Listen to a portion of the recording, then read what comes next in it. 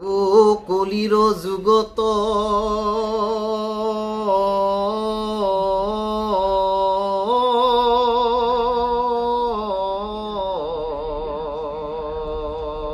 বঢ়িয়া ও মনুষ্য জীৱ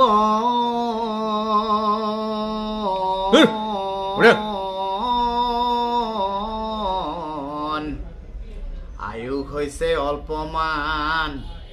হত্যা হিংসা ত্যাগ কৰি বঢ়িয়া লোৱা হবে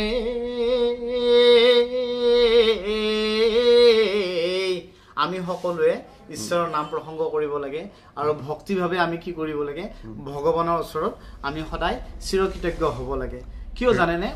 ঈশ্বৰে সকলোখিনি দিয়ে কোনোদিনে কাকো অন্যায় নকৰে আৰু যিখিনি পূৰ্বজন্মৰ কৰ্মফল সেইখিনিতো আমি পামেই ন তাৰ মাজত